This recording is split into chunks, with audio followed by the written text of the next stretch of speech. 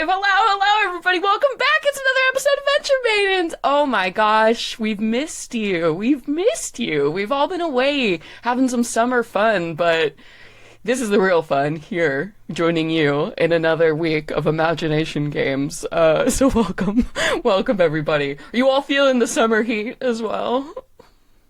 Oh, yeah. I got Lord. this AC blasting. I'm fine. Yeah, I was like, it was so rainy and beautiful the last few days in Seattle, but of course it has changed, and today is hot as hell, so appropriate for the summer recording? arc. Let me Oh, bitch, you want to play some games? Yep. So Summer's playing a game with me, but yeah, we're here, we're back, we're ready. This is the Venture Maidens, man.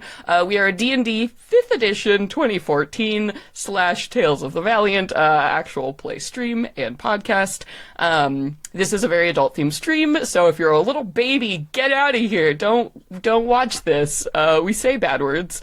Also we keep a general content warning up for the show, just for body horror, to cover, like, general graphic fantasy violence, things like that. I currently don't anticipate any other specific content warnings, but you never know what comes up in recording, so make sure if you're watching this to check the chat, or if you're listening to this, check the episode show notes for any additional content warnings. But yeah, we've got a lot of exciting stuff in front of us. That final trial. Are you all ready? Are your loins girded? 1,000%. I was born girded. I'm like a steel beam. These TOV monsters have me quaking, but Yeah. Do my You're best. ready. You're ready, though. I believe in you. The maidens have always kicked ass. It's good. It's good, but fuck it. Let's get into it. I'm excited. So, hey, everybody. My name is Celeste Konowich, and tonight I will be your game master. hello, I'm Katie, and I'm going to be playing Laveri Sath, your drow rogue wizard. Hey. Oh, hey. I'm Nassim. Sneak past you there. I'm Nassim, and I'm playing your half-orc fighter and baby druid, Petonia Silvertail. And I'm Sage, and tonight I will be your bellicose bard, Aoife Flannery. You What's gotta that get mean? a list going. I don't know, but it sounds amazing. Tell me now. Hostile, inclined to fighting. Oh, wow. Oh, spicy. We love Ready? it. Wow, okay, wow. That's good. That's good energy for today because, as you know, we have been facing a bunch of different trials, and here we are. We're at the granddaddy of all trials now. All of you coming back together to try and earn a shot of meeting the Blossom Sovereign. But I won't tell you about that. You guys have to tell me about that. Let's do a recap of all the ridiculousness and joy of last episode, please. Tell me what happened last time.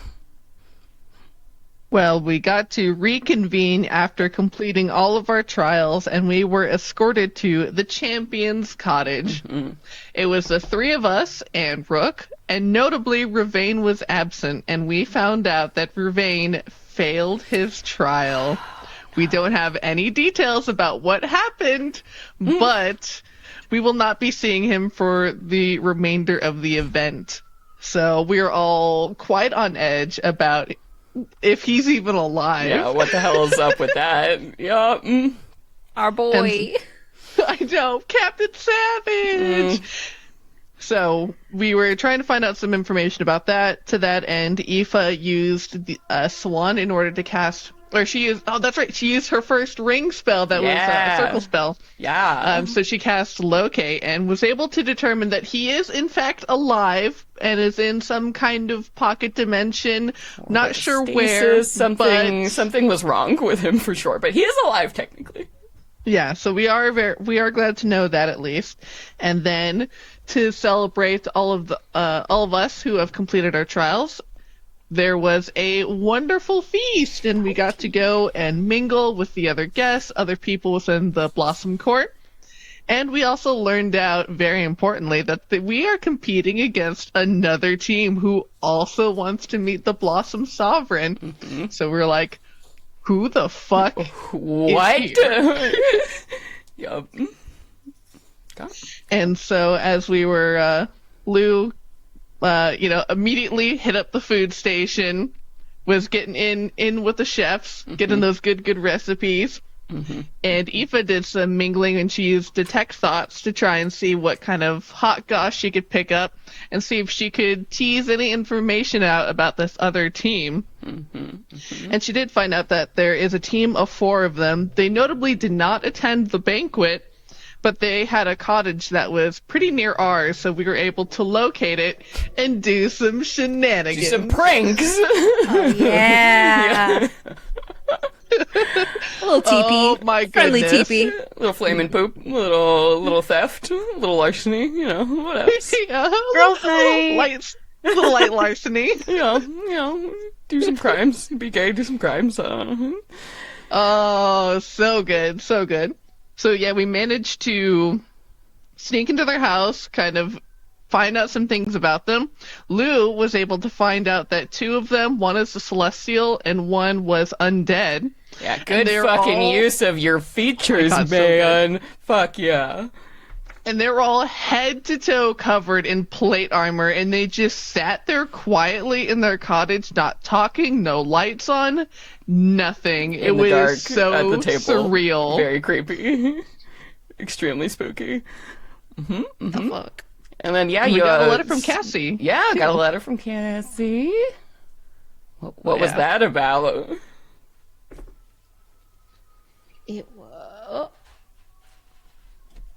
I had my Slack open with a letter. Yeah, we got quite the bomb drop about Rook and her background. Are you looking for notes, Nassim? Is that the looking for notes Yeah. face? Yeah, I can't be trusted. Anecdote from the Book of Fairy Tales. Apparently, this was a common precautionary rhyme taught to elfin children when elves still lived across the plains. Perhaps the king and the undead friend, maybe, person, is the same. And the rhyme goes as such. As summer closes its last eye, look upon child to the sky. If the moon is big and red, hide, young one, under your bed, for now the Earl King walks the night, and if you fall within his sight, you'll away to lands unknown, to forever serve his bloody throne. Yeah. Yeah, spooky. And Rook was like, "Did you just say Earl King?" Excuse me, what? Yep. And we're like, "Oh, do you know about that? We were thinking that this might be like tied to the King Unseen that we've seen reference." And she was like, "This is bad news. Fucking bears, don't even fuck with that. I was created to serve in his court and participated in his wild hunt, and where we hunted fae and mortals who were stuck in the space between realms, and that was what we did. That was our whole thing." And Doing a so murder. apparently she's committed a lot of violence in the name of the Earl King. But since she's come out from the trial that Tony and Rook did together, she's been feeling better and unburdened of some of that regret that she has been harboring. So Tony literally helped her slay her guilt. Representation of her guilt. Indeed. Indeed. So yeah, that was just a little fucked up fun to throw in there. Yeah. What else happened? Y'all got some stuff. oh yeah, big time stuff. We did. We got well, Lou was in there trying not to disturb these creepy guys. She got, what did we get? I got So a much. potion of demutation. I got a gauntlets of ogre power, which immediately went to Tony because that's like gonna be so great for your multi-class. Yes. And then we got what was it? It was an armor of resistance, which Lou took as a studded armor resistance to fire. Yeah. Nice. Nice. Yeah, so you stole a bunch of shit from these guys, made it out safely. We ended with flaming poop. Yes, yes. I think Tony was lighting bags and throwing them on the porch. Yep. Oh my gosh, chaos. Yeah, and so good. Yeah, that's about where we wrapped up the episode. So at the end of last episode, we had basically just finished committing our, like, bullying crimes against this other team of very weird knights who we don't know anything about, stealing their stuff and throwing shit at their house. So yeah, that's that. And we had all gone to bed, in the champion's cottage with the promise that on the morrow, the MC will basically come and get you, and the trial will begin. So he had warned you as well to prepare and be ready to go. So bright and early in the morning, I assume you all gear up, and anything we want to, like, specially note before we're all led to, like, the trial area for the final test. No. Lou has rhubarb out. Yeah, your And wabbit. it's just my little wabbit. Lou, are you doing any breakfast nonsense? I think, it's one of those awkward things when you're in somebody else's kitchen and you don't. But she's very. She picked up a few things from her time with Willow, Windy. Wendy. Not her name Wendy, was? Windy, because she was like the reed plant Yeah. girl, yes. Who was like so No, fucking the, ready to come work for you. The chef, not the waiter person. Oh yeah, That she talked to. I don't think you ever learned the chef's name. Imagine if I had taken notes. I could know this.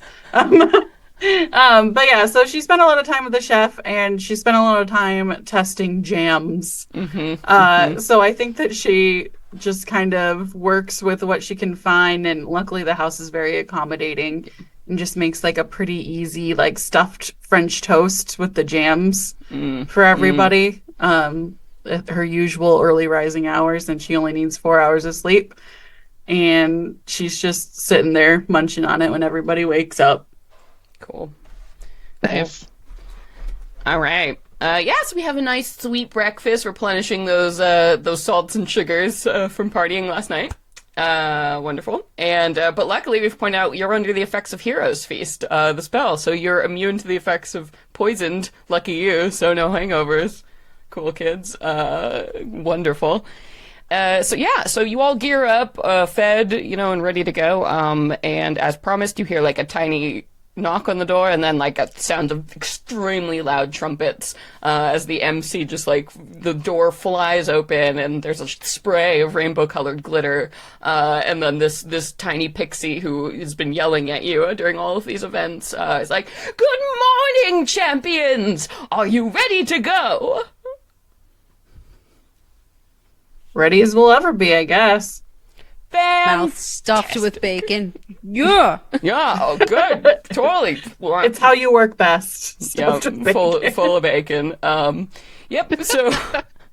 So with that, you, the three of you and Rook are led by the MC down this pathway that wasn't here last night, but now it's all like covered in pennants and like little flags and this kind of like champion walkway that you're led down. And as you are walking, there are people on either side. So all of these fey creatures, various types, plant folk and beast folk and all kinds of varieties, are like standing along the lines. Like it's like a parade, as basically they're cheering and clapping, the champions, the champions. You see people, with like picnic baskets and like folding chairs, ready for a good fucking time, I guess, as you are being led. Are you interacting with the crowd? Or are you doing like a serious walk or like a fun? What's the vibe? Lou, I think once again she's very excited to be in like a game show-esque scenario. So it's just like during her challenge, she's like waving at everybody. Yeah. And she's like, God, I wish my mom was here.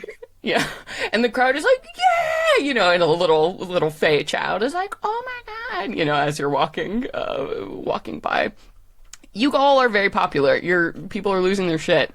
Really excited to see all of you today. So you're carried on sort of that cheerful energy as you are brought to what looks like just an outdoor arena space, like a coliseum that has been constructed just like in the middle of this field. So you can't see exactly what is on the inside as you're walking, past the tall like rows of these raised tier seats in the round towards whatever is in the center. And as these two like golden, painted doors are opened up, you finally get a view of what is like in the middle of this arena here. The stands are packed, jam-packed full of people.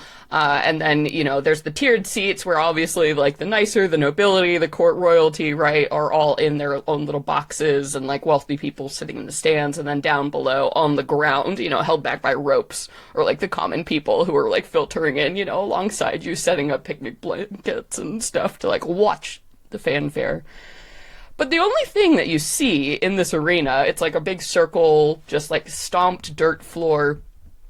There are two archways, two like Arc de Triomphe sized, huge, like curling marble archways that have just vines dripping from them. They look like they were picked up out of like a jungle ruin and just like plopped right here. And that's sort of it. No other really notable features or anything as you're led to stand in front of one of these gates. And you see on the far side of the arena, through a second set of doors, these 4 knights that you have either seen or heard quite a bit about by now are being led. And they aren't doing anything to engage with the crowd. They're not waving. They're not, like, doing any of the stuff that Lou has. And you hear, like, a hiss that kind of, like, goes from the audience, right? It's like, ooh, like the villains, like these badasses, right, coming out on the other side. So you have big good guy hero energy, and they definitely have big villainous guy energy. As they boldly and confidently stride to stand like across from you. And you will see that one of them, the one with the one wearing green, so the Knight of Pentacles, you can see the big pentacle on there, and the big horned helmet, just makes a gesture where they raise their fingers to their eyes and like points across at all of you, like, and kind of shakes their fist, like an acknowledgement. Oh, Tony pulls out her sword and like feigns like a throat cutting move across her own neck and stares him back down. Yeah, and then the blue knight, so the one the Knight of Cups, like you see him puts a hand on the green one and kind of like a chill out brother sort of gesture. But that is the only acknowledgement you get that, you stole a bunch of their shit and covered them in poop last night. Spectacular. We would never. We come to fucking play. Innocent until proven guilty, bitch. Yeah. Okay. And yeah, these are good notes as a reminder. So green is the undead one, and purple is the celestial one. Good reminder. So it's purple wands, green is the pentacles, with the Red horned helmet. Red was was swords. Yep. Blue goblet. Yep. Sword is cups. Sword, blue, cups. Okay. Good reminders. Remember that. So, once, everybody is let in and the cheering kind of fades away and dies, there is a final, the sound of a harp that comes from somewhere, except it's loud and clearly magically, magnified, so everybody can hear it. And coming from a separate third door, you see the palanquin that you've seen before, the one that Her Majesty, the Blossom Queen, was sitting in before, and everyone claps and just cheers and fucking loses it, right, as she is, brought in out, and the gauzy curtains for the first time out, are kind of open, and so you can actually see her, this, pale green-skinned woman, is just crouched, on these pillows, sitting like she would on a settee or something right there, and her hair is just these long strings of vines, just vines twisted with every color, beautiful flower imaginable. You can see living butterflies that have landed, they're sitting in her hair, and just the colors and you're far away from her, but you can tell she smells amazing, just as she reaches out, a little bit too long, those slender fey fingers, and does a little golf, princess wave to the crowd, and people just melting, fainting around her as she passes by, and she is brought into a position of honor, right? The biggest and grandest box that looks down sort of on this arena space here. And once Her Majesty is seated, your MC friend drifts up, flies into the middle of the air, and, citizens of the Blossom Court, today we have something remarkable for you. Truly, 2 groups of champions have survived, come this far in the trials to face against one another in sudden death. And everyone's like, yeah! All right, folks. Don't get too excited yet, because, as always, we have some rules that we need to lie down, and, the audience laughs, and you're like, some fey humor, I don't know, you don't really get it. So, champions, are you ready to hear the rules of the game? Yep, the nod's nod, nod as well. You will be entering an arena specifically constructed by our magnanimous lady, and are like, to face in this trial. The task is simple. 3 golden blossoms have been hidden somewhere inside the arena. Your task is to retrieve all 3. The first team that gathers them all and presents them to the altar in the center of the arena will claim victory. If your teammate should perish, only 1 member of the team is necessary to complete this trial. You will have no time limit upon this. Time, however, shall pass in your mortal fashion. So keep an eye on the clock. For this is a race against the other team, but not against time itself. So, go forth. Inside you will find many challenges, ferocious monsters, secrets, even treasures that Our Lady has graciously incorporated. Things that you might desire or need to help you in your quest are scattered throughout, and by the grace of Her Majesty, you are of course welcome to find whatever it is you keep inside. To keep whatever you find inside. So, in just a moment here, you shall step through these gateways and be transported into the arena. And we all shall see, of course, via magic, the action of what happens here today. So, teams, are you ready to begin? Huzzah! Huzzah! Victory! To victory! First off, of course, we are going to start with a coin flip. Whoever wins the toss will enter first.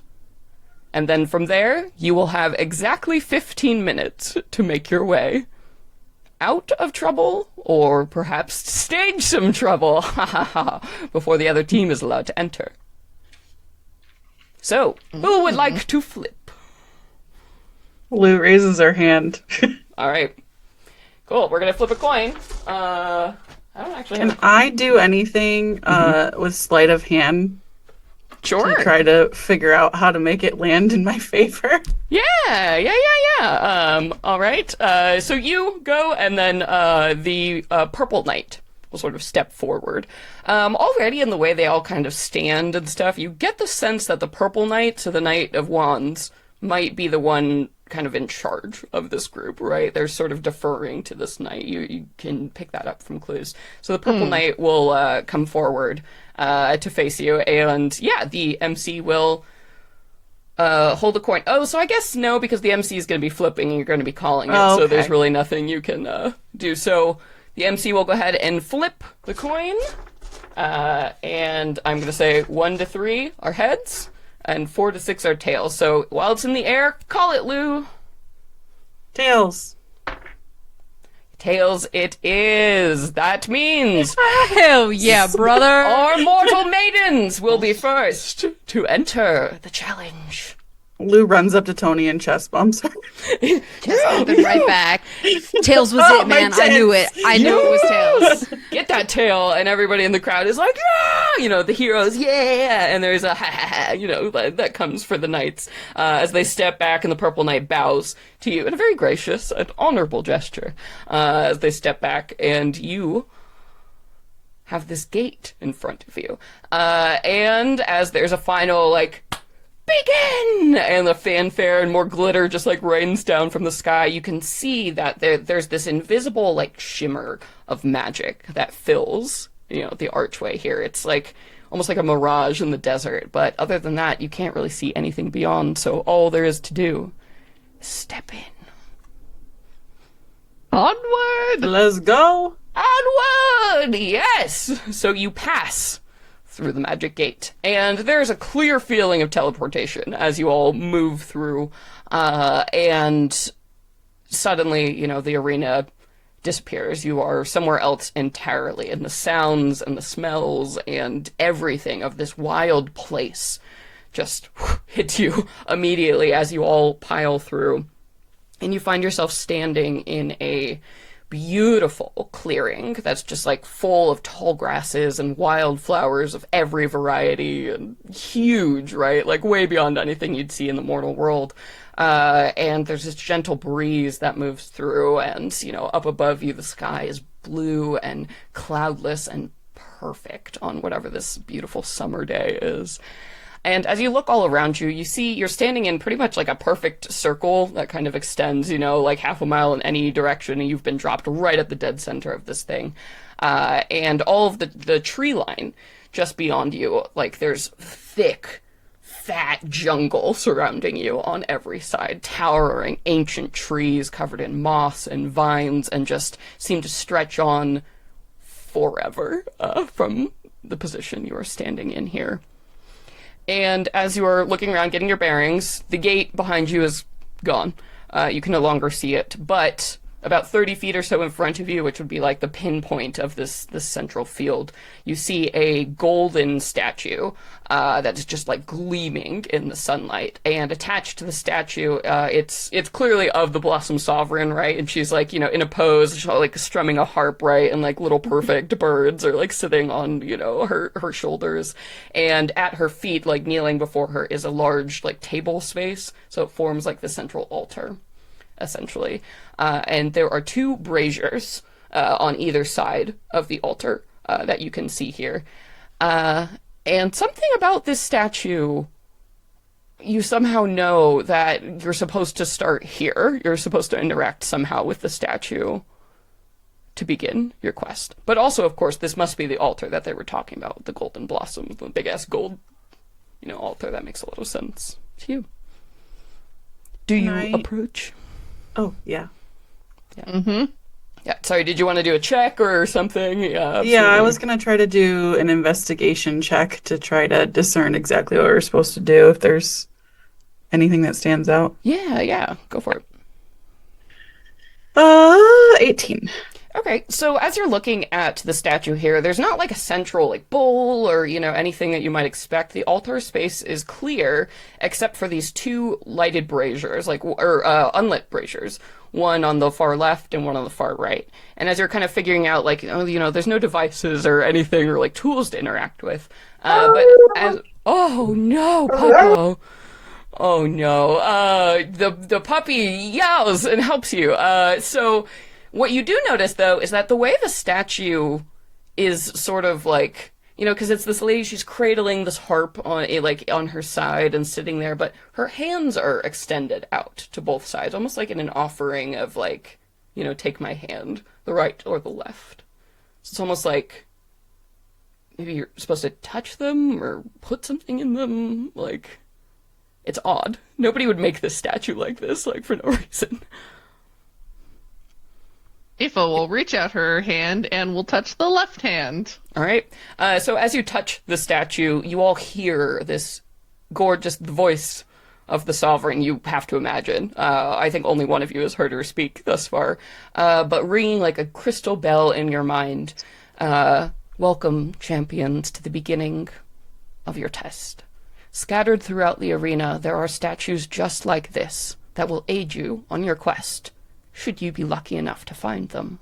Each of these statues, whichever team finds first, will be offered a choice to receive a clue or a boon. Once a statue has been selected, used in one way, the next team that finds it must take the other option. And of course, just like everything else, these statues will be hidden. So keep an eye out. So, we start here. Do you choose a clue, or do you choose a boon? I guess, do you guys think a boon, since we're just starting, we can have it longer? I'm in agreement. I'm fine with that. I was thinking a clue just so we get a head start and not give them a head start with the clue. But I also like the idea of having the boon for longer. So if you both lean towards boon first, then we'll go with that. Okay. We can do clue if we find another one, I think. Hopefully, we're smart enough to not need it. All right, let's go, ladies. All right, and then she says, "Touch my hand," and the fingers curl like around that left hand there that you had before. So that's the one. Like, and as you grab it, you see the beak of the torch on the left shines with. I'm assuming we want a purple flame for our color, yes. Or do we want something else? Flame. Yeah, purple flame. I like that. We Purple have flame. to. It's our branding. Yeah, so it lights up with a purple flame, indicating that you have chosen this one. So again, you will find these statues throughout. You'll know if the other team has chosen, based on if the other brazier is lit. Very cool. Got it. Some helpful things, because this is going to be a hard challenge for you. So, our boon. Let's go ahead and... Oh boy. We're starting with the random tables. This will be fun. Okay. All right. Randomly, which of you assign yourselves numbers? 3. 3. Ah, fuck. 2. Jinx. Okay. Double jinx, give me a Coke. Here we go. Here we go. All right. Okay. All right. So you receive the charm of the Watcher. So each of you gain this charm. It has 4 charges. While you are outside, you can use an action to expend charges to do one of the following.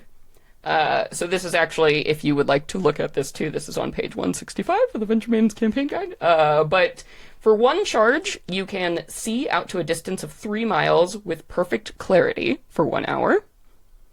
Ooh. For 1 charge, you can gain dark vision out to a distance of 120 feet for 1 hour. Shh, already got it. Or, whatever. That's why there's options. Or, Just kidding. for all 4 charges, you can cast the Arcane Eye spell. Which And- is essentially detect magic. No, so it's basically like you have an eye, like a floating invisible eye that you can send ahead to like scout for you, and you can see through the eye. So it's really great for scouting ahead or for detecting, but obviously it's a really good spell. So it's all 4 charges. And once the charges are gone, your boon is gone. So that's it. It's a temporary benefit. But since you all have it, you can be strategic about how you want to spend it. Yeah. And also, let's say, just for flavor, when you get this charm, like, it appears, on the back of your hand, it's the mark of a sun with 4 rays. And so as you use the charges, the rays will disappear, and then the boon will go. Nice. All right. And now the statue, that gift given, seems to fall silent, and nothing you can do will, interact with the statue anymore. But presumably, once you have the blossoms, this is the dead center. This is where you will have to start and return at the end of this challenge, should you succeed. All right. So now let's talk a little bit about the mechanics of this challenge, how this is going to work. So obviously you already know kind of the big picture rules, but what this challenge is, it is a hex crawl. So this is a style of gaming that was like big in early editions of D&D, or other similar kind of adventure games, where essentially I have a map that has been created ahead of time on a hex grid. So imagine graph paper, except everything, it's hexagons. Yes, Sage, if you're watching on screen right now, you can see, right now Sage has just empty graph paper, and Sage is valiantly going to take on the test of trying to map things out as you go along. So this arena is big. It is very, very big, but it is contained. So this is sort of like a Hunger Games style arena where it's like all inside of here you have different like biomes, so different like terrain you will have to master. And essentially your job is going to be, we're going to be, as part of this hex crawl, we have a turn procedure of how we go ahead and like roll and determine what you find and what is, you know, happening here. Some things, like the location of the blossoms, I've already determined and marked on the map. But most of what happens in Hex Crawl is totally based on random tables. So as you guys go ahead and you explore, basically we'll be revealing what you find in each of these places. Also, just in terms of like in-game time, this is likely to take multiple days. So crossing one hex of a map, on this map, it's 2 miles for one per hex. And it'll take you about an hour to cross one hex if you're traveling at a normal pace. So we're going to be playing with like things like the forced march rules and like exhaustion, and there are absolutely going to have to be points when you might have to take a long or short rest, and that is fine, that is expected. The other team will be doing so as well, but obviously there is always that ticking clock of if they get all 3 of these things first, or they find you and they take them from you, because there is nothing in the rules against that, right? So there's definitely an element of strategy here over balancing your resources, what you know, and what order to chase these things in. Especially because you currently have no information right now about where these blossoms could be. Hex crawl turn procedure kind of works like this. So first off, step 1 is always the party picks the direction you want to go. So since this is a hex, there are 6 sides. That means 6 ways you can go. For ease of, sometimes if you're lost, I'll have to randomly roll what direction you go in. So it's 1, 2, 3, 4, 5, 6 are the 6 directions. 1 being north, 2 being northeast, etc., etc. So that's always the first step. And then 2, the party picks the pace. So you can travel at a normal pace. That'll mean 1 hour, 1 hex, no problem, no worries. You can choose to go slow if you would like. There is a chance you can move one hex at the time, but if you might end up rolling poorly and moving only a half hex. But the slow pace is beneficial because you can sneak. Because we're going to be rolling for random encounters, there are monsters everywhere. So sneaking might behoove you in some situations so you can get the drop on monsters. You can also choose to move at a fast pace, however. You will be rolling a d4 for that, and there's always a chance that you might only make it 1 hex, but you might be able to cover 2 hexes in an hour, which obviously would be hugely beneficial. But the problem with that is, at a normal or fast, you cannot sneak. And at fast, you're going to be rolling at disadvantage, actually, for sneaking or trying to perceive things because you're pushing yourself very quickly.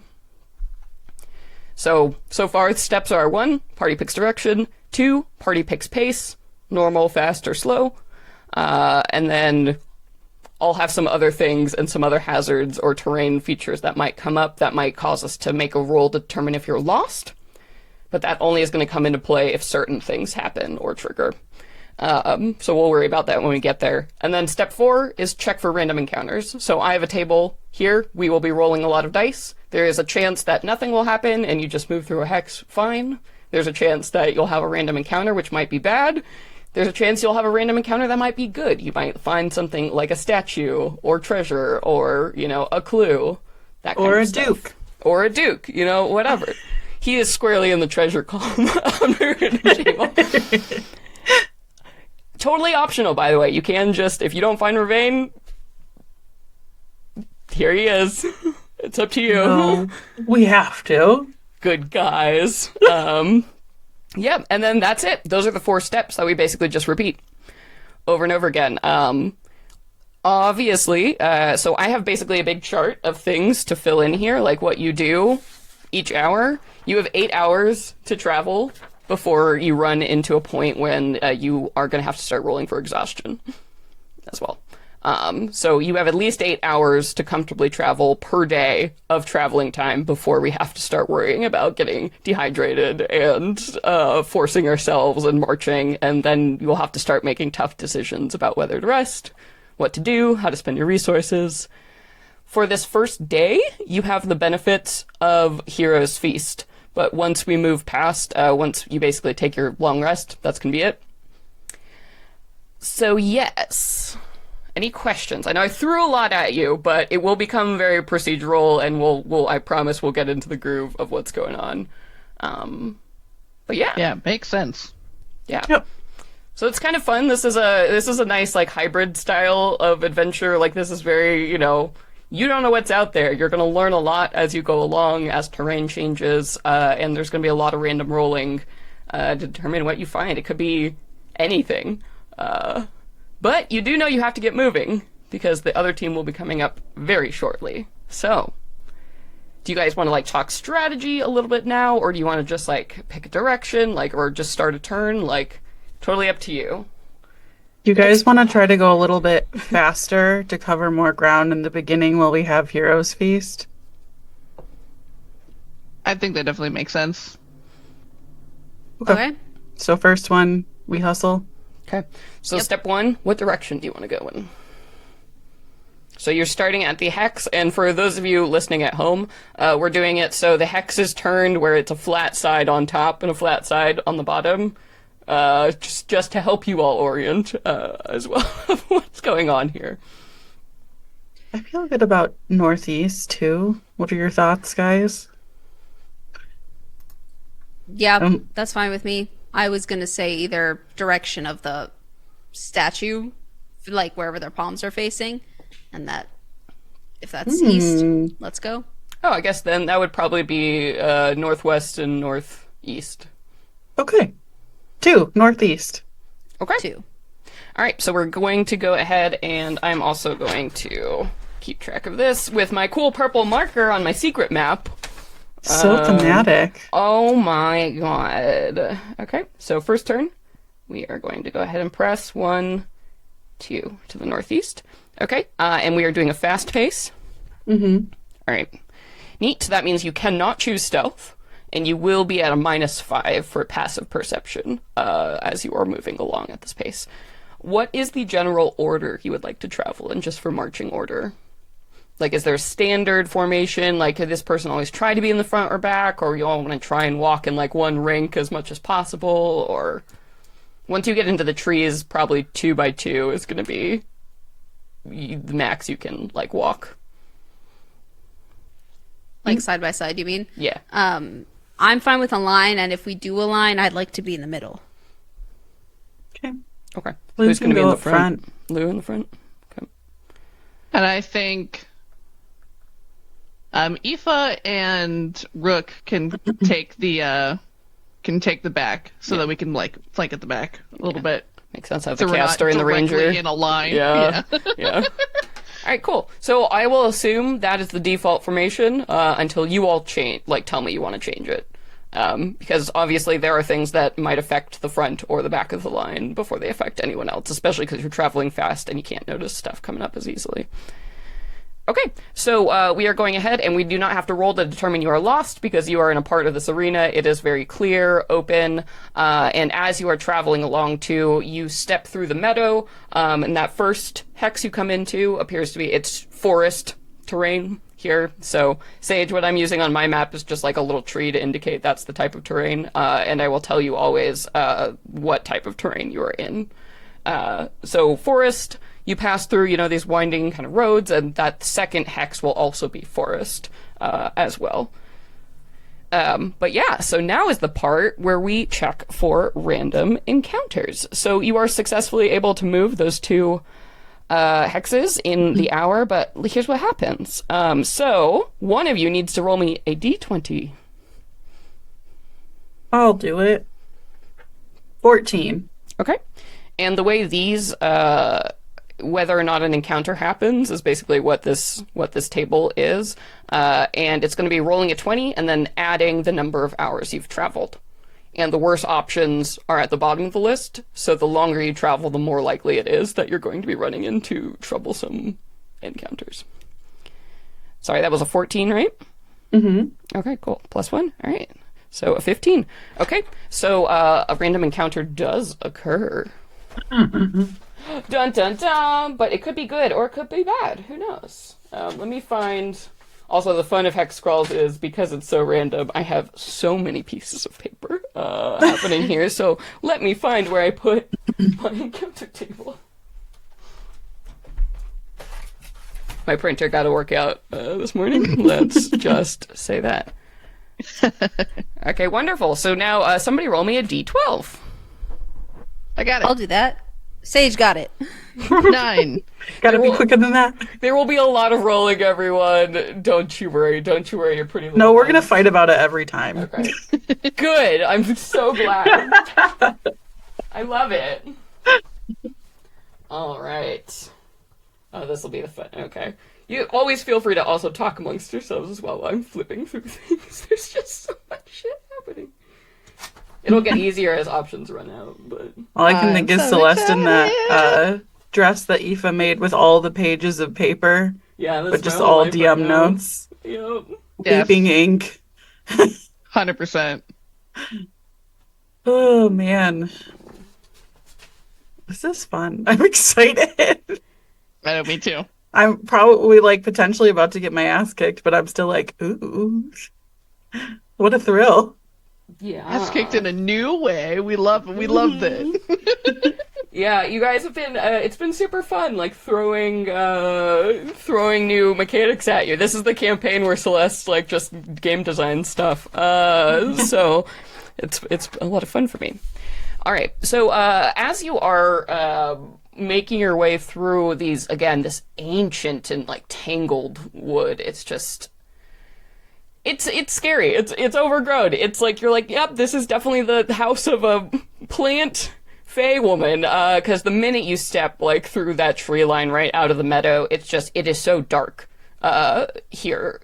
The tree branches twisted up above in ways that just seems like it's been here for 1,000 years, and the sound of wildlife just all around you.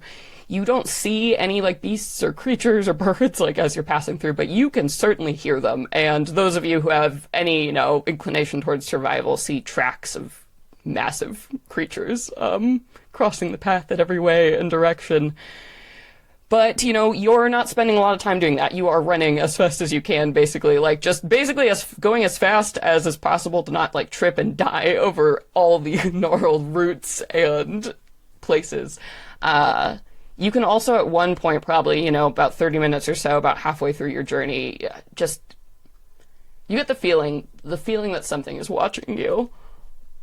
All of you. And it's a feeling you can't shake, no matter what you do. And as you start to continue on your way with this weird awareness, in the back of your mind, you see the trees start to rustle and something moving in the groaning of ancient wood as these giant boughs start swaying, and then there's a sudden crack as you feel the air pressure just drops immediately above you. There's this clash of thunder that starts from above, that rolling boom that just rattles in your ribcage here. You have rolled a hazard that is going to cause the weather to change. Now the arena is encompassed in a lightning storm.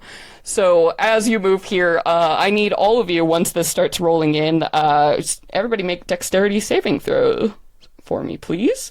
If you are carrying or wearing metal armor or carrying metal weapons, you roll with disadvantage. I rolled a natural 20. Okay, nice. Oh, or carrying Even metal at weapons. disadvantage? Carrying metal weapons at disadvantage? Oh, at disadvantage, that's 18. Well, Okay. So dirty 20. Wow. Got an Fuck yeah. 18. Okay. With disadvantage, that is going to be a 5. Oof. Sorry, 8. I have proficiency on that save. Okay. And who just wants to roll things for Rook? I guess I have her. Yeah. So I don't have her. her sheet though. Yeah, her dex is like it's like a +8. I think. I guess I'll pull that out. Yeah, I believe it's +8. I got a 9, so Oh. 17. Okay. All right. Yeah. Oh, right. Rangers. Wonderful. So, Aoife, I think you're the only one who failed in that case. Yes. Yeah. Everybody else got gangbusters.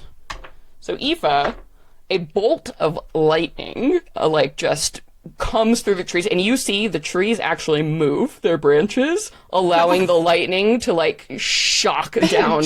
And yeah, oh yeah, absolutely. And Rook like manages to throw herself out of the way in time because you're like standing right there. But Aoife, you see it's that like cartoon moment of like you see Aoife's skeleton as this blue just fuck you lightning bolt comes down. You're gonna take 13 lightning damage. Nice. And and the thunderous, like the crackle of this continues, and the sky is just dark and hideous and gray. So you have a choice essentially here. You can either stop and like hide for a bit, or I will make you roll 3 more times as we move across the hex here. If you stop, you're only going to make it halfway through your second hex, so it'll only count as if you rolled a slow pace. I What say we you, gang? keep going. Get out of this fucking storm. All right. Okay, so you are going ahead and moving along here, and I will need another round of dex saves. 18 plus 7, 22 for Lou. Yeah, fine. 10 for Aoife. Oh, 2 Aoife. 18s for Rook plus 8, 26.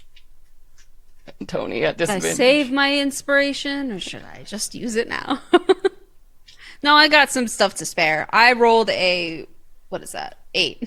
An 8. Oof. Okay, so both Aoife and Tony, taking 10 points of lightning damage. As Oh you're my both god! struck with a lightning bolt from the sky.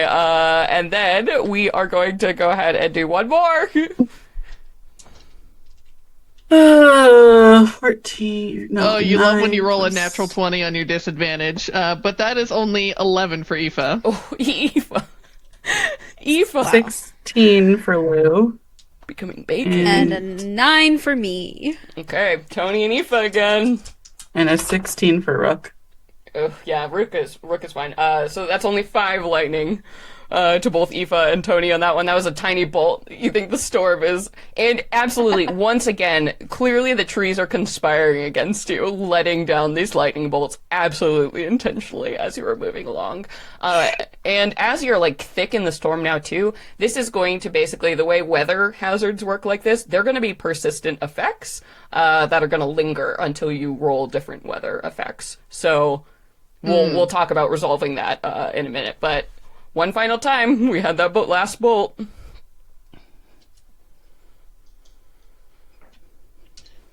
Eight. There's another natural 20. Much better. There's 19. Okay. I got a 21 for Lou. And 2 12. So dirty 20 for Rook. Right, Aoife zapped once again. This lightning loves God. you. 12 Our poor lightning bard. damage as you take that final lightning bolt. I think you're probably feeling very shitty and fried, but at the end of the hour, you have made it successfully through these hexes. So now that we have the lightning storm in effect, to be able to travel safely, like without having to roll these rolls, you will not be able to move any faster than a slow pace until the weather changes, because basically you have to hop from tree to tree and like go from cover to cover, like looking for the safe paths. You can, of course, choose to ignore it, but you will have to be rolling for lightning. So while the lightning storm is in effect, you can only travel at a slow pace. Aoife is definitely like sniveling. She's got snot dripping down her face. She's trying Your so hair hard is not fried. to cry. Yeah. Yeah, she's just like, can we slow it down a little bit? I've been hit by every one of these lightning strikes, and I can't do it. Oh, Lou just gives her a little hug and she's like, of course, for sure. Yeah. So far, not great luck, guys. She just looks like this, like, sad, wet cat, basically. That was so much damage for you. Oh my god. Yeah. At the start of the day, she was at 68, and now she's at 33. Yeah. Oh my god. And I should Maybe. say as well, because, you know, we are doing this in turn order, kind of abstracting it, but you absolutely have time to, like, spend resources. So, like, if you want to heal in between, like, at any point, like, you know, unless we're in encounter mode, like, in initiative, you can act and do whatever you would like. So if you want to spend, you know, some cure and magic or whatever, please just chime in and absolutely do that. Yeah, I think she's more shook up than anything, but she's happy to keep going. Jess is like, all right, let's be a little bit more sensible. Yeah. All right. Tony's Slow like, down. sensible. Boo. You're supposed to be on my side.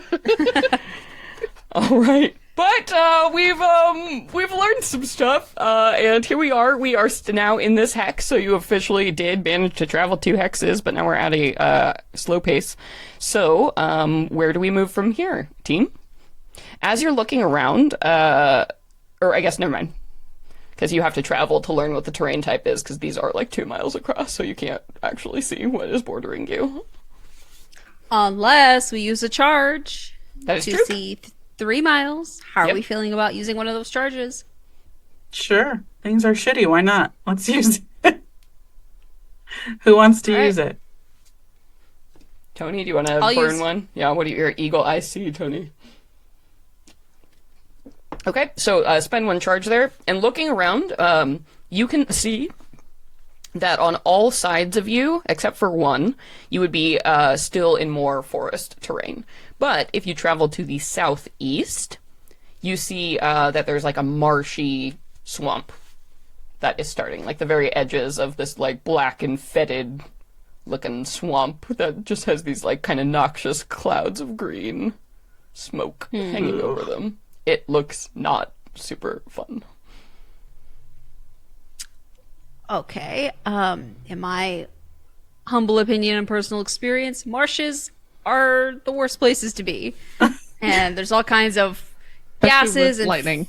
fucked up things out there that can sneak up on you that you can't even tell. So I'd rather stay in a forest. All right. We'll So, yeah, so continue you'd on have with to these pick- bitch trees. Yeah, you'd have to pick 1, 2, 4, 5, or 6, and 5 is just the way you came, essentially. Want to keep going east? Sure. Yeah, let's do 2 again. Okay. 2. We are going with 2. All right, so I let you get away with it on the fast pace, but here is what happens if we are rolling slow or fast paced. Because the benefit here is we are actually going to roll a d4 anytime you choose those options, because there's always a chance that your caution is rewarded. So for slow pace specifically, one of you roll me a d4, and if you roll a 1 or a 2, you're only going to move half a hex. But if you roll a 3 or a 4, you'll move a full hex. Nassim, you're up. Roll it. Got it. 1. A 1, okay. Oh. So unfortunately, only a half hex. So that means you are going to have to stay in this hex. You will not be moving forward next time. So you're encountering some difficulties. Maybe it's the lightning. Maybe you're just being extra cautious. You're a little bit gun shy after, last time. But you are only moving a half hex here. All right. And then for... Oh, my steps. Okay, and we're moving at a slow pace, obviously. So, checking for random encounters. All right, so this time we're rolling, it's a d20 plus 2, since this is your second hour. So somebody roll it for me. Okay, Okay. Tay? I got a 2. A 2. Nice. No encounters. So maybe because you're being very careful, you're being very safe as you're moving. You only move half a hex, but you do not incur the wrath of the gods. But you also don't find anything good either. So good. All right, and then we come into hour 3 here. So, hour 3, we are still in that same hex, but you are guaranteed to move out of the hex this turn, even if you roll poorly on the slow. So, looking around, where would you like to go? Do you guys want to try going north this time? Sure. Sure. One. One. All right. So you go ahead and you attempt to move. But go ahead and give me that D4 roll because there's always a chance you might move into something else. Sage, do the roll. Oops. 3. Nice. Okay, so you're going to get to move a full hex. So essentially that means that once you get to that next one, you already have a half in the bank. So even if you rolled poorly at slow, you would still be able to make it out on the next time. So here we go. Up, and you land in another forest. Square here. Home sweet home. Yeah. Oh, I love it here. Love it in these old woods. So obviously we rolled our pace, and somebody give me that D20 roll because we're at D20 plus 3. This is our third hour now. It's me now? Mm-hmm. We're so good at taking turns. Look at us, guys. 7. Seven, please. Okay. 7. All right. So 7 is I only roll on the good encounters side of the table. Ooh. All right. Ooh. See, it's about time. Okay. So somebody go ahead and roll me a D6. 6. Ooh, okay. So, you basically, you are making your way through this whole big old forest here, and you're, like, kind of hit your stride. You've been going for 3 hours now. You feel like you're making some solid progress, but you're still deep in these woods, and, the lightning storm thundering up above, but you've gotten really good now at, like, watching when the trees, like, want to fuck you up and, like, just, like, leaping out of the way, right? So you're in it, you're good. And as you all, like, turn, this next corner around this big old tree, clutch against the side of this trunk as yet another, like, crack of lightning comes down, and the whole world is kind of illuminated in black and white. And you see from the boughs of this, like, ancient and gnarled tree in front of you, there is a figure that almost looks, like, twisted up, like, with the roots of what has happened here. Almost like the skeleton has, like, grown into the side of this tree, and you can see their rusty, like, armor and arms just, like, hanging limply. Someone who died here a really long time ago, and the forest seems to have been, consuming them. What do you do? Can I investigate their person to see if there's, like, any good loot we can take for their sacrifice? Give me an investigation check. That is where the fuck? Oh, +8. So that's going to be an 18. Alright. Nice. Hell yeah, you're gonna find everything on this person. Woo! Okay. Alright. I just make my notes, talk amongst yourself while I find your treasure table. Damn, this guy's really fucked up. Whoa, what the hell? Yeah. I mean, I wouldn't mind going like this.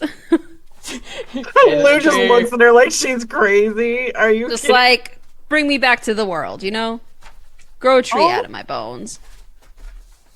Grow a tree out of my bones. Wonderful. Oh, shit. Is this the table I didn't print? Of course it's not. Pulling up the GMG. Our old friend, the treasure tables. They were very good to you last time. They were. Those gauntlets. Okay. Katie, roll me a D10. 5.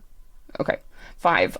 So you are, like, looking around, at, like, just checking for anything, and you can tell, like, you get the disturbing sense as you're, like, looting this body that this was probably an adventurer of some kind. You see the rotted, remains of, like, a backpack and, like, stuff that, you can't use anymore, but, like, the rusty, shitty hints of a sword and all those things that, like, give you the eerie sense, like, oh, yeah, people have died in here before. Cool, cool, cool. And as you're checking, you accidentally kind of move the head, like the skull on the inside, and you hear, like, a rattling of something inside the skull. Something big. Lou delicately, like, tries to see if she can just take the head off of the rest of the body. Yeah, you do. I mean, there's like a, you kind of have to like crack it out of, the tree bough, and the back of the skull shatters as you do so, like the whoops. But tumbling out onto the ground that you saw on the inside is a jade stone, the most beautiful and like largest, almost like translucent like veins of green and gold stone that's like just carved into the shape of this like lotus blossom and like easily fits in both your hands. Like that's how fucking big this thing is. So this is a jade stone of very rare value worth about 1,000 gold pieces. Oh my god. We get out of here. We're treating ourselves. Lou will put it in the bag of hell holding. yeah. And because you rolled real good on that investigation, go ahead and give me one more d10 roll. Oh god, I put it back already. No, keep them out. Random tables. There's every dice. Make sure you have every single one. I got a 3 that time. Okay, a 3. So on the body, you're looking around like, oh, that was weird. What? You do find in the like rotted remains of one boot a dagger, like a stiletto-style dagger that has like these beautiful like carvings of like golden dragonflies on it. This is a +1 magic dagger. Ooh. Oh, nice. Sick. Don't Beautiful. mind if I do. Well, I could go use me. Yep. Aw. And that is what you find. So, see, sometimes it's good. I'm glad you got a good one, like, after a bad one. We needed this. Trust the system. But, so, as you can see, so the way the table is tiered, the good stuff, or nothing, is lower on the encounter table. So that's why, as more hours pass, you have a greater chance of rolling the bad things higher up on the table. We need to start rolling lower. Oh, yeah. We need some of those lightning rolls from Aoife. Yeah, for real. Yes. Okay, dagger and jade. All right. But yeah, so here we are, successfully now in this space here. And so we do have a half mile already under our belt. So regardless of, even if we roll terribly, on our slow pace here, we will still move at least one into the next one. So where would you like to go? Does my eagle vision show me anything else in Actually, ahead of gone. us? how long? I think it was only like 10 minutes, right? It's an hour. It was an Oh, hour. so an hour or so, unfortunately, no. So basically, that's a benefit you can get for one time. You could spend another one, though, if you wanted to. Like, you have a lot of charges between you all. Rook could also spend one for you, if you would like. Does anyone want to see further out? Let's Or we do just want to it. keep trucking? Okay. Yeah. Yeah, Aoife will spend one. Okay. All right, so looking all around you, in all directions except for one, there is forest.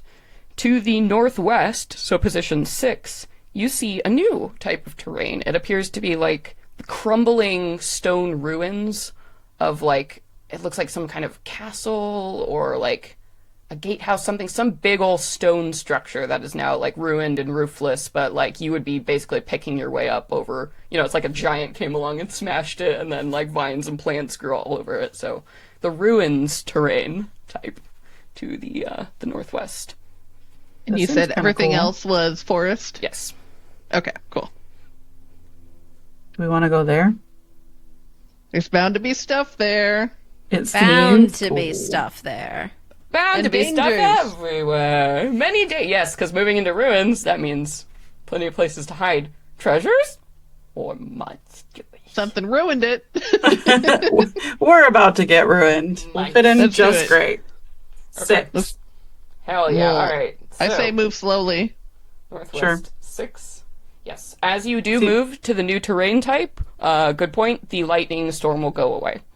So you just are dealing with like kind of a cloudy, a little bit misty, but like, and also the day is moving along, so it seems like you moved like in the morning is when you dropped down into the center, so we're getting into like the high noon, 1 p.m., like the sun is at its full zenith up ahead, so you think maybe later or early in the morning this might be a misty place, that might be trouble for you, but right now the sun is perfectly burning off whatever issues you might run into. Okay, so we are going at a slow pace. So somebody go ahead and give me that. Oh, for this one is like when we get to like kind of the core of where the clusters of the buildings are. Yeah. I want to have Lou use her glasses Mm. to do. Do you think I should do magic or heat sensing? What do you guys think? I like heat sensing. Yeah, I'll say heat sensing. Okay, look around with the heat sensing. Yeah, and I think because you're moving slow and you're using the heat sense, that seems pretty good to me. It seems like a good strategy. So go ahead and roll me that d4 though to see how we do with the slow pace. If we just make it the half or we make it the whole. I got a 3. 3. Okay, nice. So we get the full Monty. So you move the full one. So we're back now to just 1 for 1. Okay. And we are not dealing with lost yet. Very good. So at this point, it is hour 4. So we're rolling a d20 plus 4. Somebody give it to me for that encounter check. I I got don't it. remember whose D20 turn plus it is. 4. Yeah. You just rolled, so I'll go. 16 with the added 4. Ooh, dear. Uh-oh. Okay. Oh, no, that's still just a straight roll. So there's one, the 4 stages are basically no encounter, only good encounter, just a straight random roll, or only bad encounter at the highest point. So you just squeaked in there, kid, for just a straight random roll. So let's go ahead and somebody roll me that D12, please. Ooh. Is this 12? It is. And it's 4. A 4? Oh my. Okay, lucky you. All right, I'm gonna get another beer, but we'll come right back and then resolve You know that what? for you. I think I'll get another beer too. I think we've been traveling for 4 hours. We deserve a fucking beer. All right. A fucking drink, Grab a beer. okay? Yeah, grab We're a just beer. cracking cold ones while we Yeah, have heroes like because we can't wandering get some drunk. ruins. Like, Dude, hell after yeah. that lightning, we need to crack open. Yeah, all right. Everybody get a beer, so we'll be back in a couple minutes. Yeah, all right. All right. Ready to get back in? Mm-hmm. So you rolled a really good thing. So you rolled one of the special things that now this will become essentially because you rolled it, because it came up on the table. Now this is where that location is always going to be in that hex. So Sage, you'll make a special mark in a moment once I reveal this.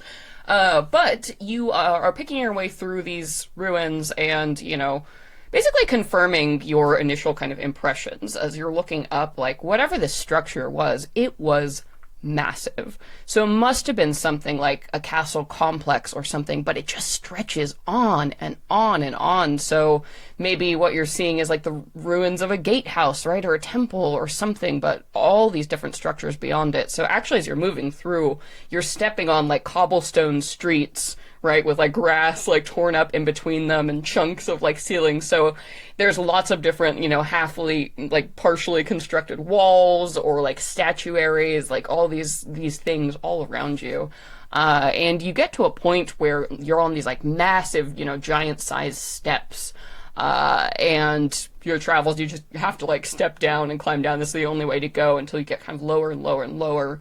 And you see that there is this like partially collapsed dome structure, like at the dead center of it. And as you're looking around, you actually feel like, oh, this was probably some type of, I don't know, it's like it's down below and there are like seating stands on the side, or this is like a focal point, something maybe like a marketplace or something important, because there's just this like little, it's like a chapel-sized stone building that just stands up with nothing else around it, and you can see like where it used to have like a beautiful, probably a painted dome, but it's like collapsed in on itself, and you see a big archway that leads downwards into the dark below here.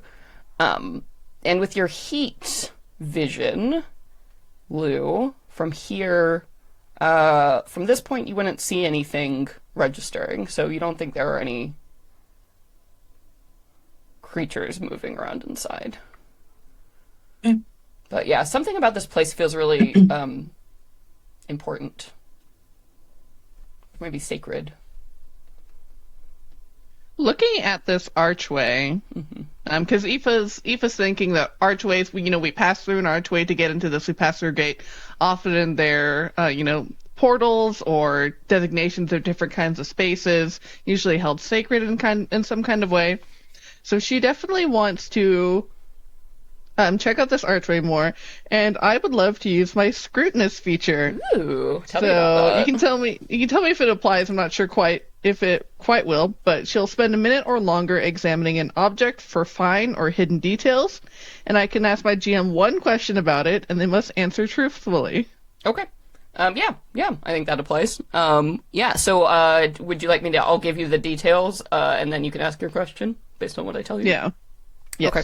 So as you're looking at this, collapsed building from a distance, you're like, yeah, there's something interesting or, like, important about this building. You can tell even just the way everything is sort of centered around it. But as you get up close and you, like, look at the stonework, you look at the details, the ruined stuff that, like, you can see, through just the decay and, what time has done to the structure.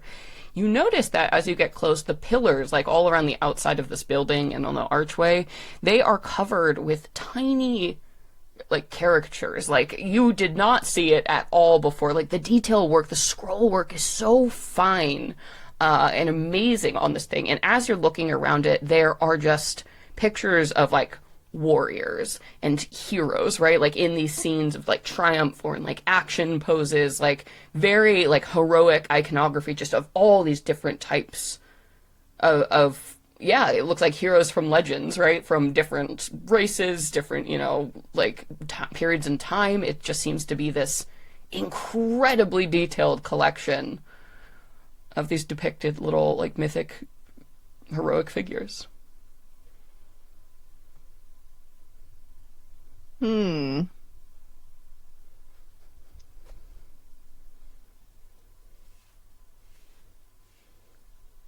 Let's see. Yeah, what to ask? Only one question.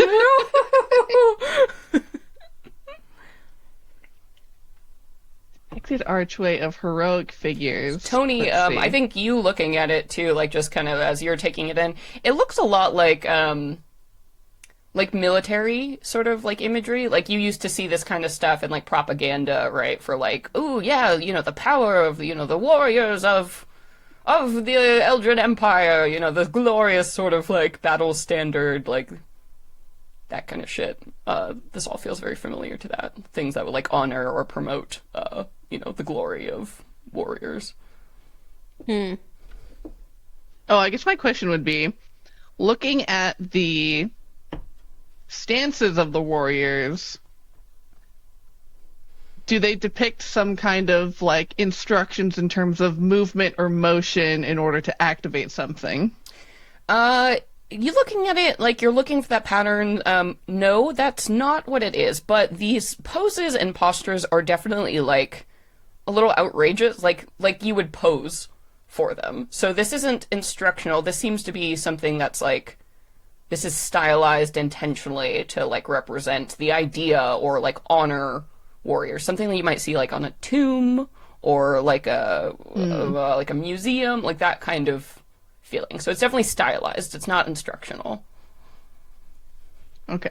So Aoife will, as she's, like, poring over these tiny and fine, and I'm sure also maybe you're like, slightly how did they paintings. do this, right? Somebody had to make this with magic. There's no way a fucking mortal hand could have made these. She's like, well, I don't think if we do the poses, it'll open up something or activate the gateway, but I do think that is made in reverence to someone, and she'll begin racking her brain, and I would love to do a history check. Yeah, absolutely.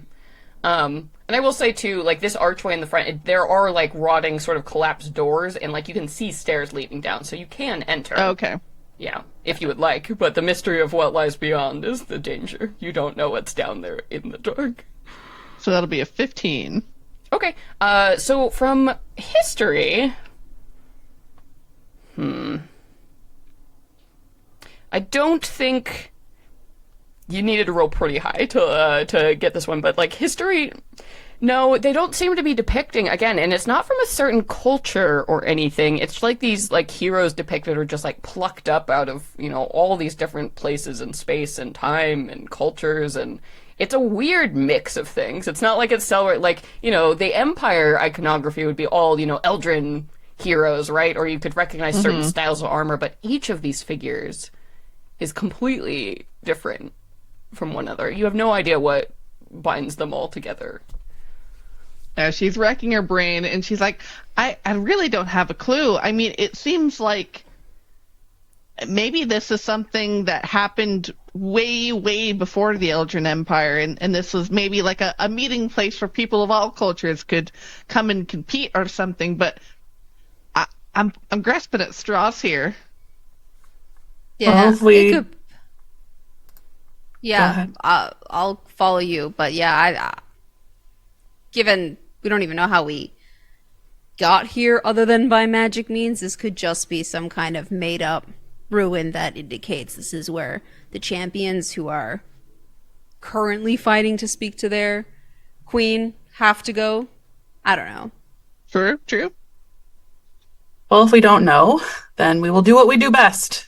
Fuck around and find out. And Lou will go towards the door and try to open it. Yeah, and, you know, the splintered wood, like, it almost disintegrates, you know, your touch just sort of melts, like the mildew and the, you know, it was basically just, like, hope and dreams that was keeping the store together at this point. So, like, a big like chunk... me. Yeah, you try to, like, pull open the door, and, like, a big chunk rips off, like, with the handle in your hand, and you're like, ugh, and the smell of, like, rotting wood comes to you. And then another piece falls down and clunk, clunk, clunk as it, like, falls down these stone stairs into the dark. And even your dark vision, Lou, you can see that the stairs go down for quite a ways, to like a subterranean, you know, basement level, but you cannot from this angle see what lies beyond those stairs. Okay. Aoife's gonna spend a charge to give herself dark vision. How long Neat. does the dark vision last? Is that 24 hours or? I don't think it said before. Yeah, it doesn't say on our See if it thing. specifies. For 1 hour. Gain dark vision out to a distance of 120 feet for 1 hour. Oh, so it's not just dark vision, it's the good drow dark vision with the 120. Twins! So good. I'll So still go tasty. first, though. You're squishy. So tasty. And let's say Rook will mark off one, so she can also have. So that's all of them, then. Oh, because she used it for the. No, somebody else used it for the sight thing. I think. We used it twice for... Didn't Tony Okay, use for an one? hour. You Rook each get used your one. own. You each get your own Oh! charges. I didn't realize that. I thought Yeah. it was 4 total. Okay. Well, stick nasty. Yeah. So Rook is just using her first charge. Or second charge. How many is it? What did I That's a say? good boon. Second. Using your second charge. Using your second charge. Okay. Boop boop. All right. So yeah, no, it's a good boot. No, these statues are good. You want to find more, I promise. So I promise clues will be very helpful too. But so you step down these stairs, you know, and there's the sound definitely like of dripping water coming from somewhere. Obviously, with this ruined environment, whatever this place was is no longer airtight, as you know, vines and growth have permeated from above. But the way your steps echo, whatever chamber lies beyond must be large. And we're walking down in our same order, yes? Yeah. Okay. Oh no! I already fed the cats. Alarm, shut up. Okay. Shut up. So, you are making your way down these steps, and as they echo, you know, you're trying to be as quiet as you can, but you already kicked down this piece of wood, and your steps are loud, moving through this chamber. You see what opens up beyond is a very long room with like vaulted ceilings. So this is something you might see like in an underground, like a sewer or catacomb system or something. And where in between like these points where all of these different pillars come down, you see figures. And at first it's like a clutch your pearls moment, right? As you're like, fuck, there's people with like swords and armor and like all this shit like ready to go. You're like, oh my god. Okay, they're all statues. They're all statues. As you're looking at this vault, this dark, silent vault full of hundreds of people frozen in stone. So warriors, again, the same, like that mix that you were seeing right before on the outside of that iconography. So people of all different, like, lineages, in different time periods, like, in perfect detail. Some of them are in, like, action poses and positions. Some of them are kneeling. Some of them are just, like, standing there. It's just a huge variety of poses and types and just stretches on and on. Well, Very, like, does it look terracotta like the warrior. poses you saw? like moment. Yes, actually, you would recognize some of them.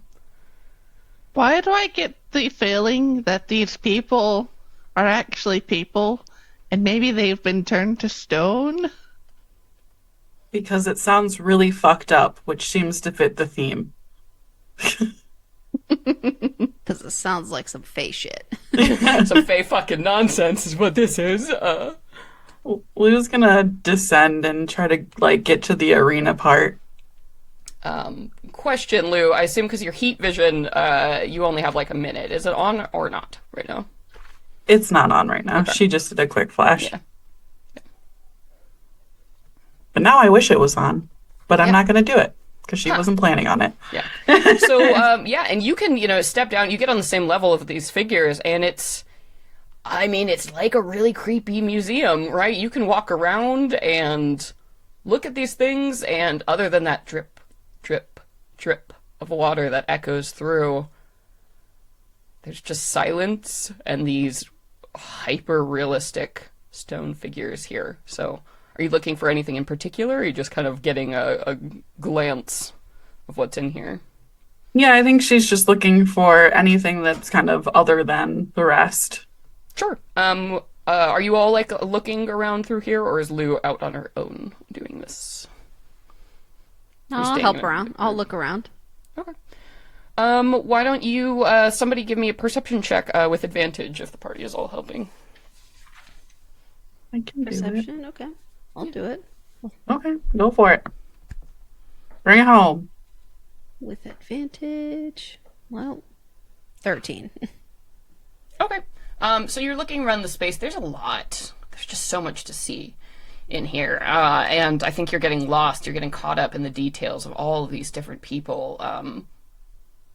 But like probably something, every once in a while you'll see someone like spotted there in, like a uniform armor you used to wear, like that kind of stuff. And you're like, oh shit, that's like an Eldrin Empire guard. Like there are some modern people in here. It's not all so ancient and distant. It's a whole mix. Yeah. And I think probably, at some point you see maybe like, 16-year-old, like teen kid, like recruit level looking terrified, like in this helmet that's just a little bit too big for him. Like his eyes wide in fear. And I think Tony, during your search, you just kind of get caught there, and it's hard to move on from that, I think. It's a lot of people here, and I really hope that they're not real people. Oh, I bet you they are.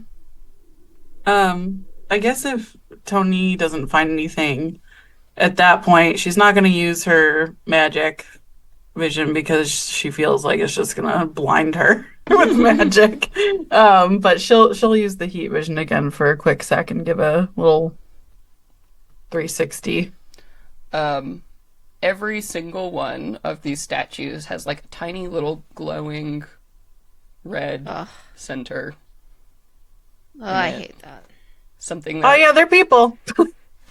hundreds of them in here. And you can walk probably all the way to the end of the vault. The room is probably, I don't know, like 200 by, 40 feet, and almost every square inch of it is, full of statues. You can tell that towards the back of the vault, it looks like the people there are wearing more like ancient armor or things that you don't really recognize. So somebody's been filling up this vault. They started at the back, seem to be working their way towards the front. It's getting very full though. But yep, that little red center of heat, meaning that these people are alive. At least Our a little nightmares bit. have come true. Wait, you say it's getting more full towards the back? No, older- it's totally full towards the back. So whoever like putting these statues here, they started at the back, and so that part is jam packed, right? And like adding, I see. storing things here, like any other kind of storage unit. No worries. Are there any kind of markings inside this room on these walls, like there were outside? You will see, like, so they have those pillars that come down in between the vaulted ceilings. It looks like more of the figures, from the outside are here. Probably different figures. They must have run out of room, probably, just based on the amount of people in here. Why don't you know, because Lou, you're looking very closely at things and, like, heat sense and stuff. Go ahead and give me an investigation, if you're trying to discern a little bit more about this. Roll with advantage, because you all have, like, pretty thoroughly examined the vault. Natural 20. Oh, boy. Hey, we love it. All right, so, you're walking, like, from end to end, kind of looking for, like, signs, looking at these carvings on the wall, looking for any indication of what to do here, and you walk past, like, one of these statues, and there's, like, a moment as you, like, track back. Kneeling, like, in a position, like, with a hand, like, extended, almost like a bow, you see Ravain. I found Captain Savage! Get your asses over here! Run. Absolutely not. Are So you see kidding him- me? He's down, like, one knee, that very, like, knightly gesture, like he was, like, bowing an oath fealty or something, like, but there he is, unmistakable. Down to every stupid fine detail. Lou kind of looks as everyone gets there and she goes, and now I have no fucking clue what to do. So, I will say, don't feel pressured to, if you don't have a solution now, that's fine. You are likely to find a solution if you do not have one now, somewhere in this arena. But you can go ahead and sage mark on your map R for Ravain. This is where he is. No. So now Mark you know. on your map CS. So now you know that this is always going to be that location. You won't roll for random encounters whenever you re-enter this spot. You know exactly what is here, and you will be able to make your way back here again, if needed. But here he is. You found him. Not that you can do anything about it, but you found him. Ravain, if you can hear us, which I really doubt, but if you can hear us, we are here. We found you. We're not going to leave you behind. Silence. Silence. Silence. Inspiring, though, Lou claps. It's nice. Yeah, take a point of drop of water. inspiration. That was very heroic. You got big damn Aw. hero energy, but it is pointless. She got one already Yeah. from breakfast. You're You double feel it loaded. in your heart. I'm double Just- inspired. No. Okay. Once we switched to TOV, you would have generated a luck point. I would have given you one for that, but We gotta do that. we gotta do that. We gotta do that soon, but that'd be good, like, because we're coming near the end of the summer arc, so maybe we'll all make sure, like, bottom line go into fall. We do our... We can even do a recorded session of it. Oh, Switch yeah, it that'd be over. fun. Yeah. Mhm. And Sage can help out, since Aoife's already rocking that TOV life. Yeah, Help hell me, yeah. Sage. You're my only hope. Help me, please remember the rules I wrote down, because I don't. It all falls out immediately. People are always like, how does this work in TV? I'm like, I don't know, I need to go look it up. They're like, you wrote it. I'm like, yeah. What? I don't. Shut up. Do you know how long I was writing? Oh my god, there's so much. I don't. Fuck, I can't even remember what I ate for breakfast, like, let alone rules. So you have found Ravain. So again, like, if you do have something, of course, to, like, remove the petrified condition, or break this, perhaps a curse, you can certainly try things, but do not feel like you have to at this point, because there are ways to fix We him. have that remove curse scroll that we got before we came here. If this Yeah, we is a do. curse, you're not sure, though. You would have to determine whatever this is, whatever's going on here. Oh. So I'm not guaranteeing this is a curse. You have not done magical investigation, though, to determine what exactly this is. Evil! Can you magically investigate, Evil. please? What is Sure. I'm kidding. Yes, obviously. That's what I'm fucking Yeah, I here think for. probably start with an Arcana check. See what you might. Yeah, she doesn't actually have blah, blah, blah, words. She doesn't actually have detect magic since Lou has that in the bag, but Yeah. she will gladly do an Arcana check. Yeah. Yeah. What do you know about junk like this? So that is a 15. Okay.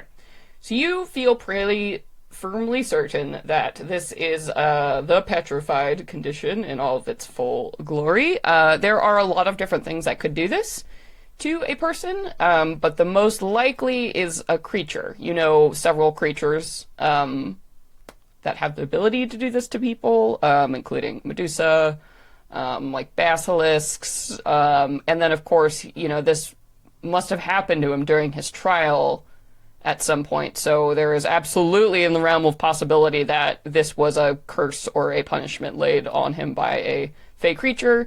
You are fairly certain, though, if this is something like someone with the punching power of the Blossom Sovereign did to him, a little second level remove curse scroll is probably not going to be what you need. You're going to need something like Greater Restoration, or like flesh to or stone to flesh, and both of those spells, you know, are pretty big deals. So you're going to need to find something that can fix this.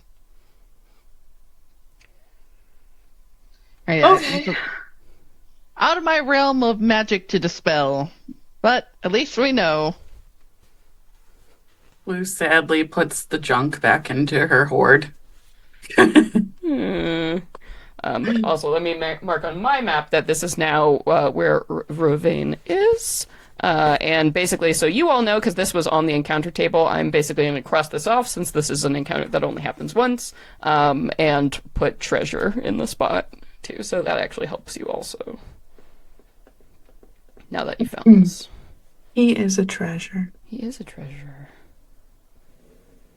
But he's got some sweet morally questionable shit going on, Mr. Not Virtuous. What did you do, Ravane?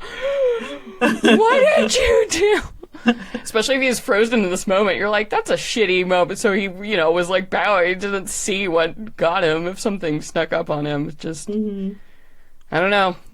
And the story is different. Like, all these people are in different poses, so who knows? Indeed. We will give him a little, within his extended hand, just give him a little light high five and be like, all right, buddy, we'll see you later. We'll get you back. Don't fall over. Rook will say, awkwardly, and be like, sorry, this is really fucked up. I don't know how to help here, so. Well, onwards and upwards. Oh. But literally, Yeah. let's get out of here. Let's fucking leave. Yes, so we come to hour 5. I think officially, you know, you've been traveling for most of the time, so you're starting to, you know, get tired, and you're like, fuck, this arena, dude, like, it's huge, as you're just traveling miles and miles, you know, and it occurs to you, too, like, who knows where the knights are, or what, if they picked a different direction, or what's going on, like, there's just so much. Oh, right, yeah, these are the 4 that we're wandering around, oh my god, It's so easy to get so focused on what we're doing, because there's so much going on. And that's how we get ya! But you are no longer penalized because you're not suffering from the lightning storm, so we are back to making some choices. So first, starting off, what direction would you like to go? We know now that this space is ruins, and it is where Ravane is, so that will remain unchanged.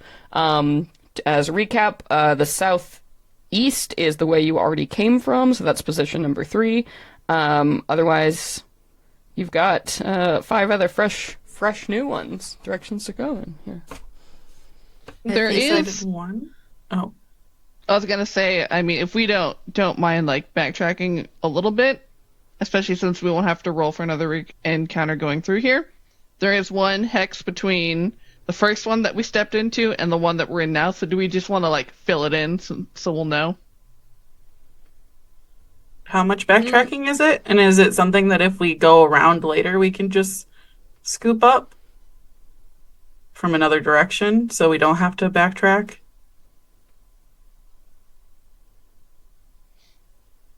It takes an hour to get through. I think you do know, Sage, that one is forest terrain. I think that was one of the ones we saw with our eagle. Yeah, we do know it's forest, but I'm saying if there's any treasure or anything else that's in there. And because also there are permanent locations on the map. This one with Ravane was a random roll, but there are some hexes that they have been what they always are, like the Golden Blossom spots. So it could be that spot. You don't know. What I'm saying is there a way rather than backtracking through a spot that we can go around the spots we've done to get more rather than backtracking something we've already done to Yeah. get Yeah, there? we can guess- skirt back around. But Yeah. yeah. I think I would rather do that so that we're not going in a space we already know is covered. But you don't know it's Um, covered. You just know it's forest terrain. You don't know what's in there. But I mean, coming back through the one that we're in now. Oh, yes.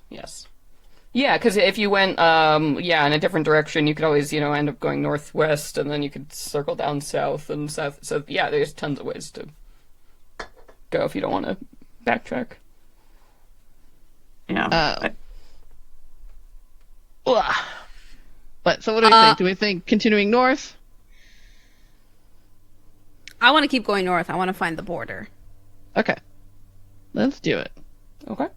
All right, so we are going to go north, and what pace do we want to go?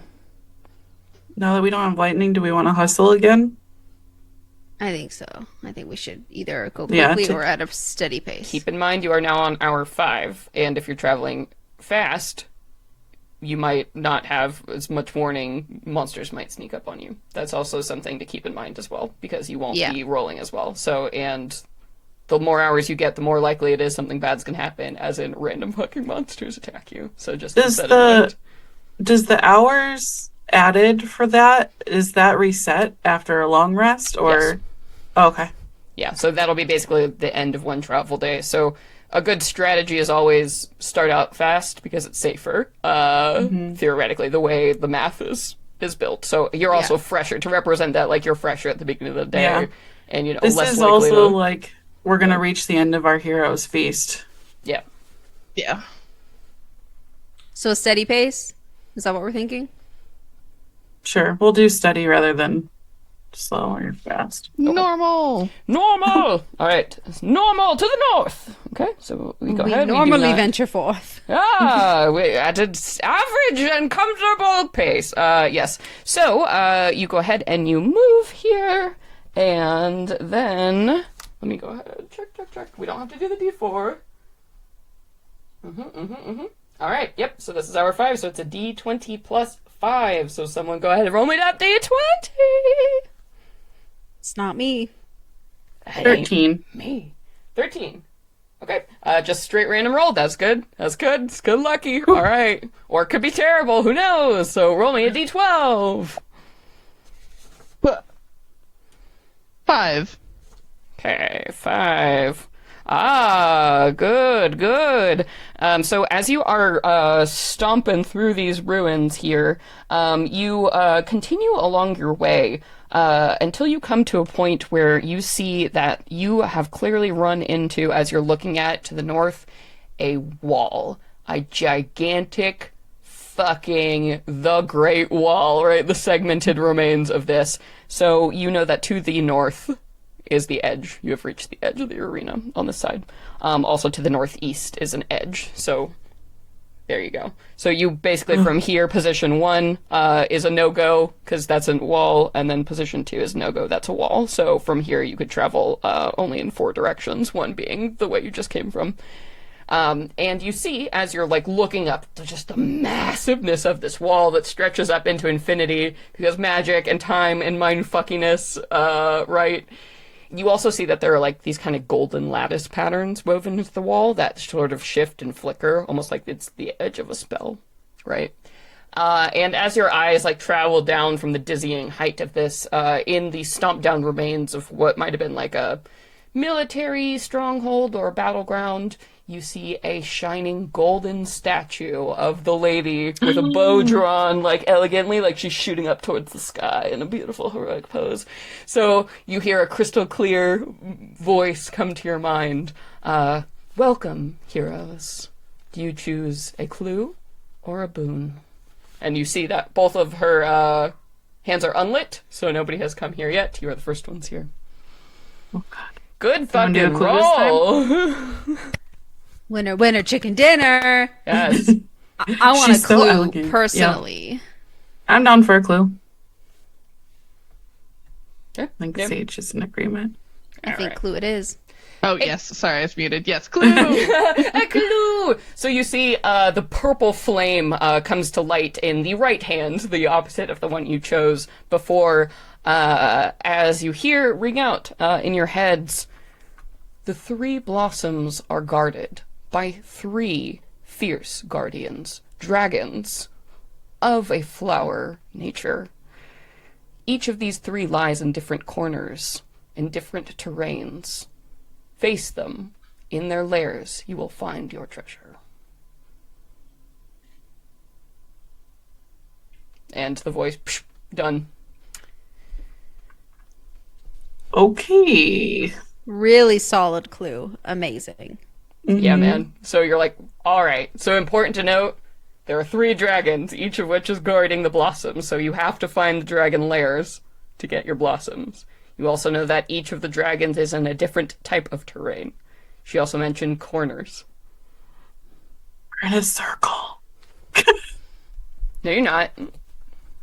Oh. You can't draw a circle on a hex grid. There's no... like, We have circles 1, are rounded 2, edges. 3, You're- 4, oh, 5, 6 corners.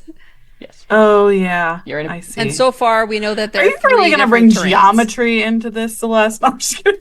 Listen, it's a hex call, bitch. Like, I don't know what you want from me. We gotta do a hexagon. We gotta do a fucking hexagon. Will you Okay. show your little map again, Sage, so we can figure out, since from before our vision we figured out that forest spanned quite a bit of space, and I'm wondering if it's divided in a particularly... Oh, we were always in 2, huh? Oh no, we saw that in a 3 position. Oh, but that's right in the middle, huh? Yeah, you were definitely... So that point was the center. So you've made your way to the first edge you've encountered. So you actually don't know what the overall shape is here, but you've hit Okay. some kind of... So, Yeah. if it doesn't seem to curve around, if we can't tell that, then I feel like we should start going to our right how we can, since it seems less centered that way. So that would be our closest corner.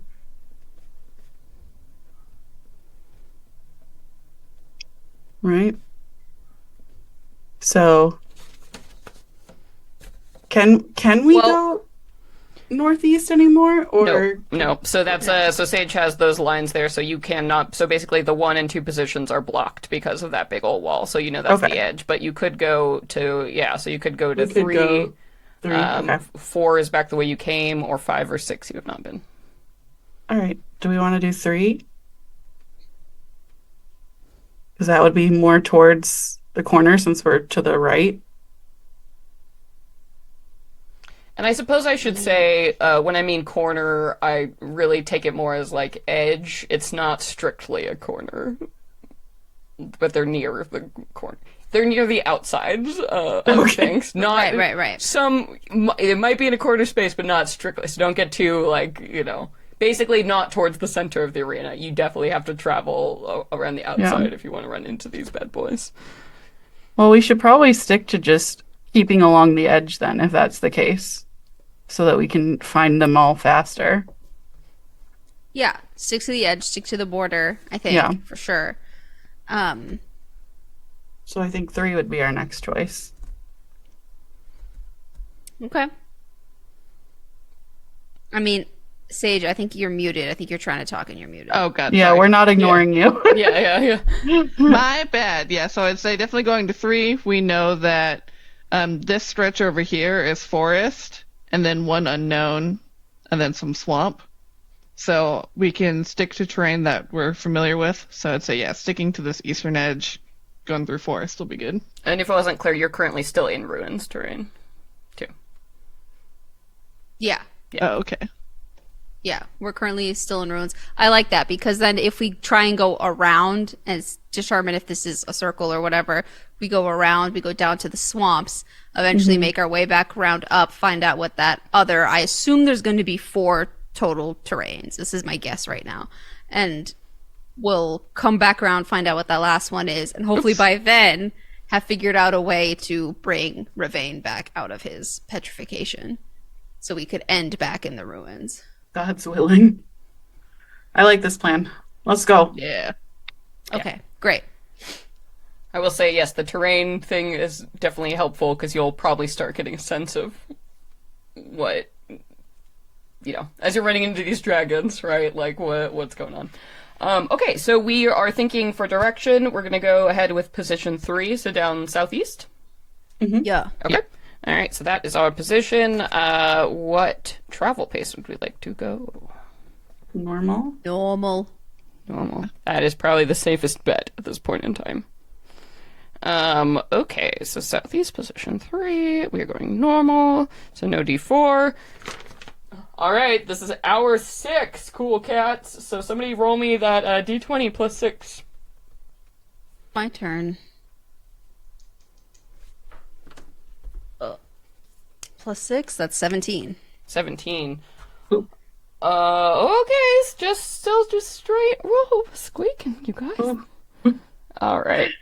So at this point, go ahead and roll me that D12. Just a random D12. 4. 4. Okay. So 4 was, like I said before, that was the encounter you rolled to find Ravane, but now that has been replaced with treasure cache. So now you have a double chance of getting a treasure cache. So there are certain objectives on here that can only happen once, so also good to knock them off on this side of things, but on the bad side of things too, if you run into especially bad things, it might be replaced by something else that is slightly less bad, but still bad. But treasure, yay! Okay, so let me go ahead and consult my treasure tables. 1 second, talk amongst yourselves as I find this time. Okay, wait, no, this is the GMG. Oh. I hope this treasure doesn't come out of a skull. They're just all different skull-themed treasures that are being... Oh, no. We support it. I really like my goth treasure. Dude, I hope that we don't get into, like, too bad of a time crunch where we're like, oh, we gotta get back to Ravane, but we also have to get back to the center. Might have to make a choice. Oh no! It's good that you found him early, though. At least you know where he is. That's half the battle. He's not too far from the center either, so that's reassuring at least. Okay. And maybe we end up splitting the party if need be. Yeah. In this Fey dimension? Oh, okay. All right. So as you are like walking and moving along your way, you're moving southeast. You shift after you pass through kind of the crumbling ruins of that wall. Once again, you find yourself in forest terrain as you leave the ruins behind and enter the forest proper once again. And as you move through the trees, you're like, okay, this again. Luckily, the lightning storm has passed, so moving through terrain, it's a good thing. When you step from one terrain to another, you might end a hazard that was ongoing. So the lightning storm seemed to have fussed itself out as the sun is getting lower and lower in the sky. However, you can tell it is getting dark in the forest because so little light permeates the trees. So you are officially in dim light. You feel like in the next couple hours here, like towards the end of the day, you will be like in darkness. That will be just a persistent issue whenever you're in forest terrain. But for now, you're okay. You're getting those last few golden rays of the sun. And you are making your way through the tree line, pushing and pushing, feeling, 6 hours of travel certainly at this point, when you suddenly stumble across a clearing. The trees part, forming this like perfect circle in the immediate, as you see this grove with this beautiful like babbling brook, trickling over cobblestones and the remains of like a little fenced in area. You can see like the gilded like wrought iron fencing.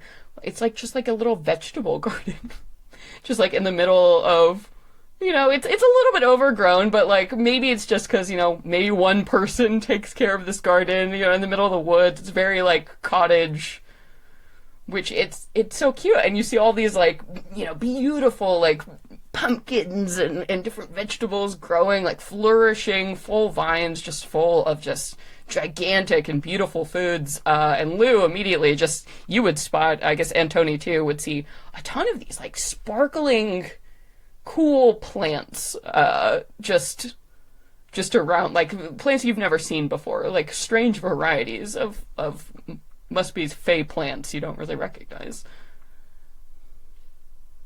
Okay.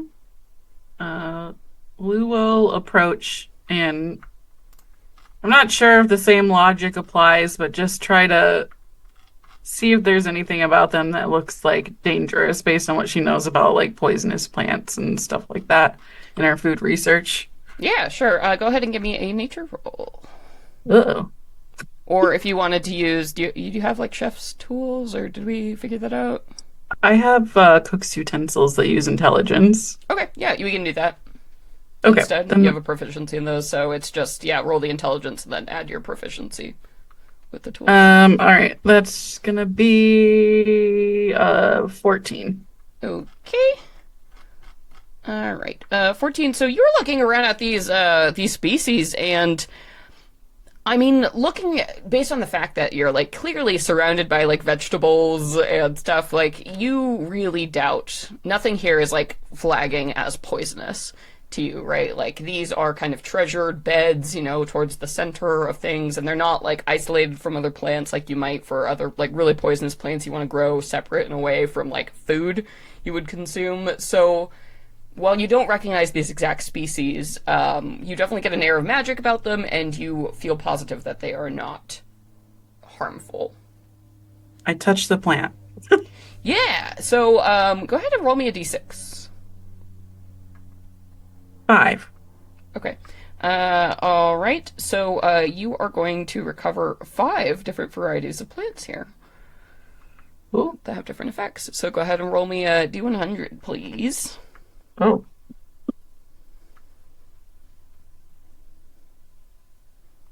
11. Okay. All right. So one of the plants you recover, and as you touch it, just like a magic item, you get this. You're like, this is a magic item, man. So these plants are basically stand-in for varieties of potions. With a little bit of work that you can absolutely do as part of a long rest, you can prepare these to be used as different varieties of potions. So this first, Very cool. Yeah, this first variety that you have here. So this will, that if you apply this to a weapon or a piece of missile, you can make this an arrow of slaying. So essentially is what this is. You can pick the type. Okay. Roll me that percentile again. 13. See, this is the fun of these tables. So you can ground up this next potion, or this next plant here, and you almost don't see this one because the leaves are almost like invisible, but you see the glint in the wind. This can be ground up to make dust of disappearance. Okay. Roll me that percentile. 2. 2. Okay. So this one here can be ground up to make a potion of flying. Oh. Ooh, sick. Yeah. So you see the feather sword leaves like on the other side of this are reminiscent of like a bird's feather.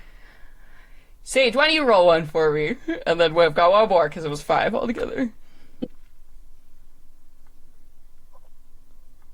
32. 32. Oh, that's gonna be good. That's my favorite number. So this one, as you touch it, you're like, oh, what? You can't get a grasp on it. It's so slippy. So it's oil of slipperiness. You can use to make this one. And then one more, D-Hundy.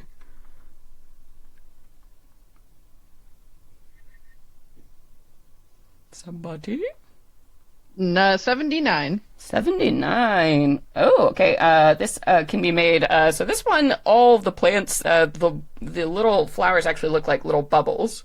So they're like iridescent kind of bubbles. This is a potion. You can ground this up to make a potion of water breathing.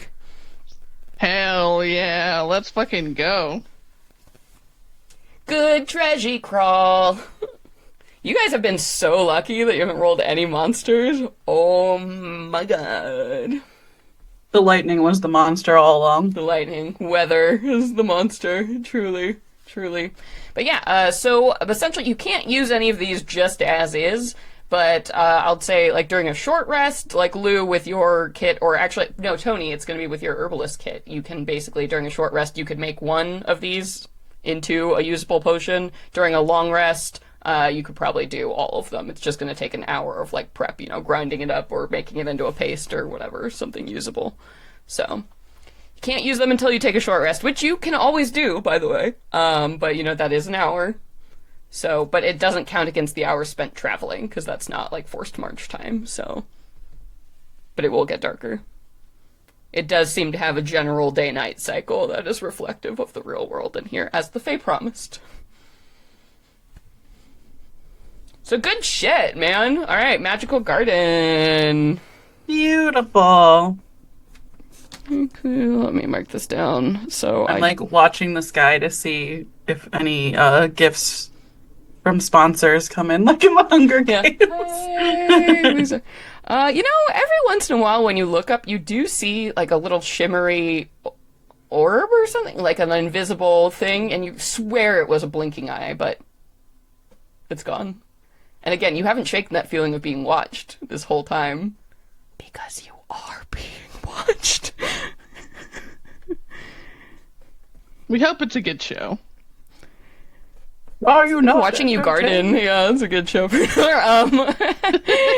And I will say as well, so looking forward, you officially know that so on the north and the northeast, so positions 1 and 2, you cannot travel because there is a magical barrier.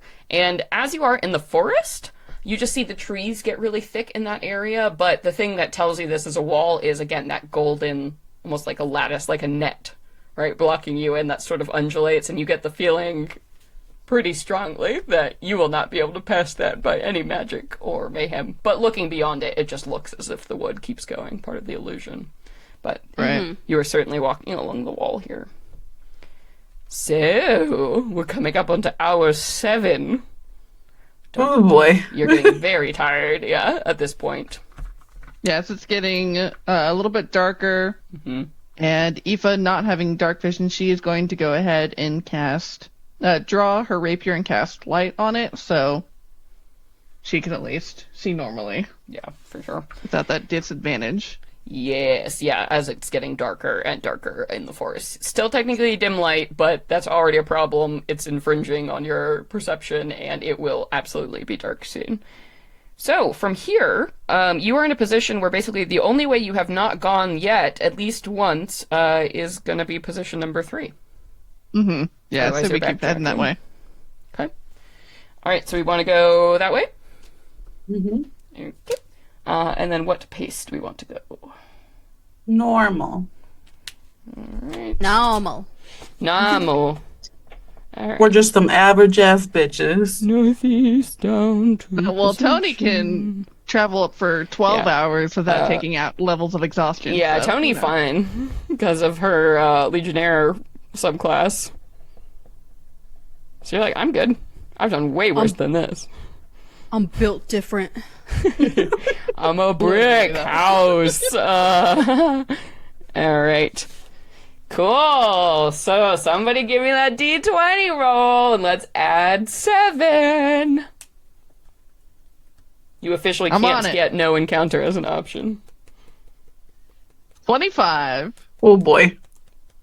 Whoa. Alright. So that's yep, okay. Only bad encounters. We've officially made it. Somebody roll me a d6. Me and Missy munching on our snacks. 3. 3. 1, 2, 3. Okay, here we go.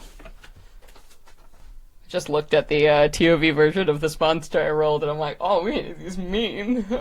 Just Let's knocking fucking down. do it. We got that. Okay, it's fine. This is fine. Okay, so you have rolled on the encounters by terrain table, and unfortunately, it's something nasty. So you are making your way through the darkness. Now, or dim light, still not true darkness, but luckily, with Aoife's light, things are a little bit more illuminated. But as you're traveling along the edge of this, golden wall, you seem to just hit a point in the forest that just feels deep and dark, and you're not sure if it's just like the hour or because you've been traveling so hard, but it gets colder and everything just becomes a little bit more hostile. You know, there's like the hooting of owls and like the screaming of night predators that are starting to come out of all their burrows and hollows as you're walking through the cold and ever-growing misty steps, and the ancient wood creaks and groans. And suddenly, something punctuates the noise of just like wildlife, and something new, something, it's almost like a strangled cry that's coming from like, like a whimpering, and a muffled scream coming from somewhere beyond, and you think up above somewhere? What do you do? I look towards where I think that I hear the sound from. Yeah. So you think, because you are traveling at a normal pace, these creatures are not surprising you, so you think it's probably just beyond this next couple, like, clusters of trees. That is where the sound is coming from, and it is up above. So you do have a moment before you run into whatever is going on in that space. If you would like. It's not directly up above you, but it's definitely coming from right ahead. So you have a moment to prepare. Sure would be nice to have this potion of flying made up right now. Sure would be nice. We hate short rests here on Venture Maidens, though. We've only taken one, so... Fuck them. Fuck them. I will say, once we switch to Tales of the Valiant, you need to take short rest because you will die. Please remind us for like the first like 5 way sessions. better. Also, with all the class features in Tales of the Valiant for You good can't reason. give us a timed mission and then encourage us to take a short I rest. specifically said there is no time limit, and said at the beginning it will take you all days, and short rests and long rests are okay, and you will both have to take It's a them. race against the people we're against. Though. It's But a I timed said, mission. yes, but I said, don't feel bad about it because they will be taking them too. That's why They're we're just better. gonna sit in a That's why we're circle in the tougher. dark and stare at each other and say Yeah. nothing. That's why we're better than these stupid, weirdos. Blech. I really Uh, thought we were gonna be fighting them. I mean, Still might. Maybe. There's still time. they're here. People will definitely give... They're on the table. Oh. Aoife will give Lou a bardic inspiration die as she sort of gently touches your shoulder and be like, I think out of any of us, you're the most perceptive. Do you want to scout ahead and perhaps see what we're up against? Yeah, fuck it. Or we have that arcane eye thing. You do. You could send that ahead without risking your bodies. I could send my bun in. Sure. Little bun. Probably gonna die, but you know, he'll be back. We done with that? Do it. Okay. So I will send Rhubarb in, and use him to like hold on to Aoife's shoulder while I communicate with him to see what he sees. Okay. Yeah.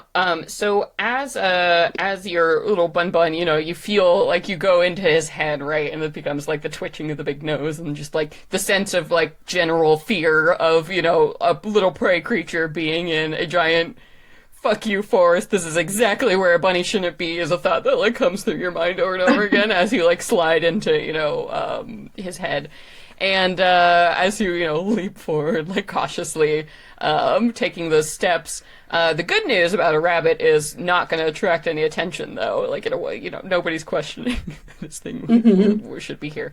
And as, the fear, like, grows, the little, like, rabbit heartbeat increases in your chest, and you, like, kind of move past this tree, you look up through Bun's eyes, and just above you, maybe, 10 feet or so off the ground is when the webbing starts. These, like, thick strands of silvery, like, webbing just, like, crisscross across the trees. Like, this huge trampoline-sized space, just, like, the network, the lattice is so thick up above, like, as you're seeing, these spider webs here. And in the middle of it, there's this bundle of a creature, probably like a human-sized individual just perfectly wrapped up right and like struggling, and the noise is definitely coming from there. But you see like crawling on these webbings, these 3 massive spiders. Sorry, Katie. Random table. They are all black, but they have like these bands of weirdly glowing like green light around them, and where that like the big, the bulbous body of a spider, it's almost like wispy, like some green kind of smoke is coming off of these things as they're moving forward. And you see one like all of a sudden it appears and disappears, and then it's like right there on top of this thing, and you see it's like, its mandibles as it like sinks its teeth, into this thing. So you realize if you want to save whatever this creature is, you're gonna have to move real fucking fast, because there are 3 of these things, and it's dinner time.